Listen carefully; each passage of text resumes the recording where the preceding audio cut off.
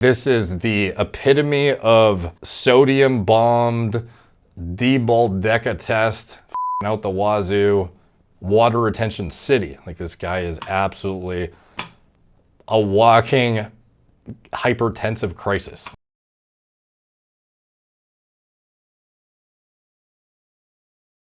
So guys, Derek, moreplacemoredates.com. Today we are looking at a pretty dramatic, if not the most dramatic of the year, body, like muscle loss transformation. I've been sent this out the wazoo, so much so that I felt worth making a video on. Bautista has completely transformed. Most notably, I think, is coming from this shot the other day at some promo event for, what is this, TIFF, promoting one of his movies, presumably. And oh my God, does this guy look like he's downsized quite a bit. But also this outfit's not doing him any favors, let's be honest. Like, this Gucci suit, you know, it looks a bit unbecoming, I guess, for a men's physique. He's got like this black Gucci blazer thing with a beater underneath and then like 17 puka shells underneath. Like, it's just an odd choice, and it's certainly not very flattering for a guy who, you know, used to be 300 plus pounds and jacked out of his tree. It's just kind of an odd look. So he's looking a lot more slender, obviously, and then he has this like, I don't know what you'd even call it, this much different look than is typical for him. So this is a before that people are showing. This is 2017, and this is now. So a pretty dramatic difference, and even more dramatic when you look at what he looked like back in his heyday. So this was peak Bautista back in the wrestling days in his mid-30s, and now around 20 years later, he's here. So in the span of, you know, 20 years approximately, he's gone from this to around 10 years later-ish, you know, give or take, in his mid-40s. He looks like this, which is still pretty yoked. Says, trying to catch up to my man, The Rock, who's single-handedly bringing the jacked-up action hero back to Hollywood back in 2013. Dwayne Johnson, attaboy, badass. Training, diet, conditioning is all coming together. You're going to kill it. And then moving forward to 2017, you got this shot that we just saw. And then now, looking like this. So this is actually, I guess, a couple years ago, or I don't know what year this was, but the same film festival, Toronto International Film Festival, exploding emoji head because he's so shocked. And he looks like this now. In case anyone is worried, he said he was losing muscle mass on purpose so that he could go after different roles. I assume he's getting tired of only playing big brutes all the time. Should we be concerned about this? Became a lesbian. As long as he is healthy and happy, then shrug emoji. So he has said before why he's downsizing. This is not new. This is just like a new, like, low, I would say, for him. But anyways, this was his, you know, years ago, he said this. I wanted to, you know, get smaller, blend in a little bit more, get away from that muscle-bound look. It was hard for me to pick up roles, you know, and I didn't want to get typecasted, muscle-bound, henchman, you know, bodyguard type, you know, I didn't want that. So that's the motivation, supposedly, for losing a bunch of size and ending up where he's at. But was it necessary to get this small and to dress like this? Like, certainly not, right? So, you know, a lot of people are commenting on it, and expectedly so. It's, you know, mostly the stark difference that is bringing all the attention. Like, if this guy always looked like this, you know, not many people would be saying much, but the fact that he has fluctuated plus minus 100 pounds essentially over his career, going from what was back in the day, you know, 1987, stepping on a physique stage seemingly, and then, you know, bodybuilding in 96, 2007 peaking in his wrestling heyday, and then 2011 starts to shrink down. We still jacked out of his tree. 2017, still shredded, but significantly smaller than he was in his peak, you know, 10 years prior. And then most recently, 2020 even, a lot smaller. And then even moving forward to now, you know, some people don't even recognize the guy. So even as soon as recent as last year, apparently, he actually had to bulk up for another role and he got to over 300 pounds. But as you can see, the look is pretty rough. Like, this is if I've ever seen, Michelin Man D-ball moon face before, like, this is it, bro. So he clearly, in my opinion, only likes to get this big transiently to play roles when he's forced to, but he is seemingly more mindful of health and longevity nowadays than perhaps others that are tangentially also trying to, break into Hollywood and get these kind of, transition away from being the pro wrestler and being a Hollywood star, following in the footsteps of The Rock. Bautista is one of those guys, but he has also been seemingly more responsible about the way he handles downsizing, getting into his older age, because at the end of the day, you can only hold this size for so long before it's, you're going to get fucked over. It's not necessarily a sustainable look to be walking around like this the rest of your whole life. The problem is people hold you to this standard once you look like this, and then anytime you show up looking like a lesser version of this, you will get compared to that benchmark, which is kind of absurd given how biology works and, the sustainment of supra amounts of tissue is simply impossible, not just via the aging process itself. Even if you're on the same drugs, it would be quite difficult to maintain this in perpetuity. Actually impossible. But then in addition, like, you will almost certainly die trying to do it. Like, you can only sustain this for so long before things go south. And I think he's fully aware of that and less willing to take risks than, like I said, some of his,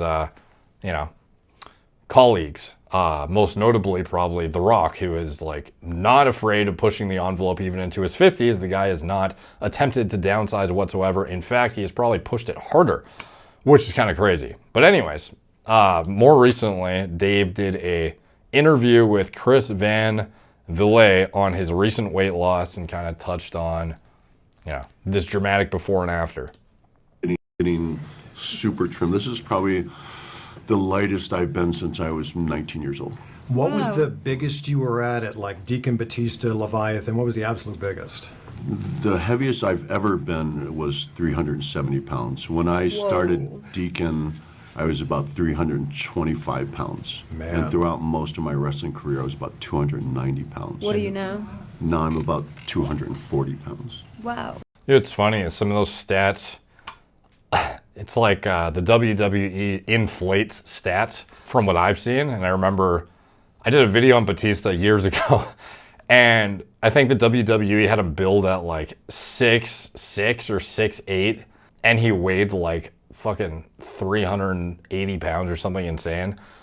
Meanwhile, the guy's walking around in the high 200s, which is probably what we all suspected, and he's closer to 6'2". But it's these are still big body weights, obviously, to be sustaining in perpetuity, being a lean high 200s, not really conducive to living a long life, ultimately. And I think he's fully aware of that.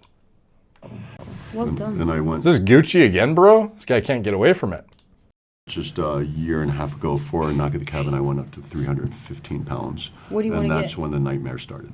Like, So he's mentioning here when he had to get up to over 300 pounds for a role recently, which in your 50s, not the smartest move, all but if you are offered a role and you got to make it work, I guess you do. And he clearly pushed it. Like, I showed this earlier, but like, holy shit, dude. Like, this is the epitome of sodium bombed, D-ball deca test, fucking out the wazoo, water retention city. Like, this guy is absolutely a walking hypertensive crisis. Like, this is wild that he had to bulk up this much for that role. And I'm sure he was just itching to strip the weight back off because there's no way he felt healthy walking around like this, especially getting up to there. If you've been walking around like this for years, having to then jump up to 315 in your 50s, like, oh my God, would suck. Caption. So I was trying to take a solid pic of myself to document my transition to fatty status, which will soon come to an end, thank God. Upon inspection of this pic, I noticed a few issues. Let's start with the obvious. You can see my balls. why did you post it then? Apparently, I brush my teeth in a way that toothpaste flies all over the bathroom. I'll have to work on that. And 3, I have officially turned into the grouchy emoji. Anyway, I hope everyone out there isn't taking themselves too seriously. Life's too short. Happy Sunday. All right. So that's the pic you want to post, is acknowledging balls fucking showing and a dirty mirror. Interesting. Anyways, so back to the interview. He mentions how he bulked up for that role. He got up to 315 and then had to strip it off after. But this is seemingly something that deeper into older age actors are trying to maintain roles that essentially require them to be saucing it up at ages that are much higher risk than, I don't know, decades prior. Like the envelope is being pushed in the ages where actors are like playing the action star role still. And it's not uncommon to see guys, you know, in the pinnacle of their careers in their mid 40s and even into their 50s now, clearly getting on the sawzall and pushing things just to be like, you know, the villain or, you know, the main hero or the, you know, the whatever. And it's kind of wild because if you're offered that role and it's such a, you know, monumental, pivotal moment in your career, and you've been waiting for this, you know, for your whole life and working towards something amazing, you can understand why he might make the call to do it. You know, with guys like The Rock though, and it just makes you wonder, like at what age is going to be the age at which these guys just have to call it quits? Because I feel like somebody is going to be like the shining example here of, okay, you know, this is the age at which shit starts to go south, even for the most carefully monitored, healthy, rigorously evaluated Hollywood stars that are still trying to push the envelope here. Because, you know, with guys like The Rock, even Alan Ritchson now in his 40s, you know, all of a sudden saucing it up for roles like Reacher and, you know, Fast and Furious roles and stuff. You got Dave Bautista still pushing the envelope in his 50s, all but seemingly more responsibly because he doesn't hold it between roles, I guess. Or at least for years in a row, he is typically much smaller. Even Mike O'Hearn, like he's not, you know, an A-list actor or something, but I mean, the guy is another shining example of mid-50s, I think, and not showing any signs of trying to slow down. So, I don't know. I'm interested to see how far human performance can be stretched, because these guys are really trying to push it, and their luck is, you know, how far will it go? Getting that weight off has been a challenge. Yeah. But you got to eat a lot of fun food, I'm sure. Yeah. But now I'm really particular about my diet. So it looks like Dave has, you know, officially re-downsized from his, you know, peak for the movie that he was prepping for last year. And I don't know, I'm wondering if he gets a call again, you know, play Drax, or hopefully that's the name of the role in Guardians of the Galaxy, or play some other big behemoth character. Like, is he going to just crank it up again? Is he going to do that into his 60s? Like, where are we going to see the line drawn? I feel like worth touching on, this was actually a really relevant conversation I had recently with Dorian Yates, who is, I think, one of the best examples of an individual who did not let his identity get defined by his mass monster status. So despite his entire life being bodybuilding centric, he was the pinnacle of the sport, literally the best bodybuilder on the planet. He knew that it was not sustainable in perpetuity, and he saw the writing on the wall, and not only sacrificed more years of his career in order to, you know, preserve lifespan, but in addition to that, was able to emotionally deal with the fact that despite people seeing him as this larger than life, you know, mass monster bodybuilder who's, you know, the pinnacle of the sport, he was willing to lose literally like 100 pounds and be content with it, despite looking like a much smaller human compared to what everyone, you know, aspired to be like and, you know, cheered for from the stands and whatnot. Like, for bodybuilders especially, I think it's the absolute pinnacle example of, are you going to be able to mentally deal with the pivot in your identity And I do wonder if guys like The Rock will follow suit, because at some point it's like, how much money is enough for you? Like, what are you trying to do here that you haven't already accomplished that you need to keep pushing into your 50s?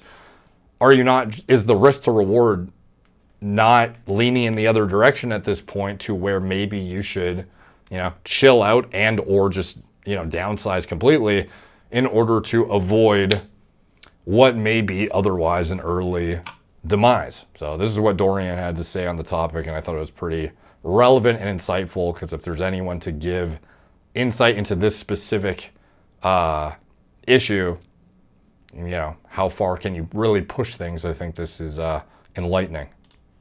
Yeah, and losing the amount of tissue required, metabolically demanding tissue to support, like, that's stressful on the body. That's what I felt that, and I felt this is excess to my needs. If I'm keeping it, it's only for my ego. So I'm just, it seemed like everyone else was more like upset about it than I was. Yeah. I can't believe it. Like, it's getting skinny, and this is Mr. Olympian, the mass monster. And I'm like, I'm doing what I feel I need to do right now, and that's what I need to do. I think if you tried to keep it all, there's a high likelihood you might not be here today. So, well, here's the thing. I started to say this thing now because it came out once at a seminar, and I'm like, all you young guys asking me about, hey, you're not as big as before, and you miss it and all that stuff. I'm like, I got a question for you. How many 300-pound guys do you know at 70 years old? Anyone know a 300-pound 7-year-old guy? Put your hand up. No hands, right? That's why. Yeah. So I thought that was pretty interesting, and I do often refer to Dorian as the example of somebody who had the mental fortitude to actually, make it through that transition period from being the mass monster to being, a regular, athletic, healthy guy, and not letting it, the size and the muscle and the steroids and all that dictate how you live your life and how much you're willing to sacrifice it in order to appease the, look that people expect you to have.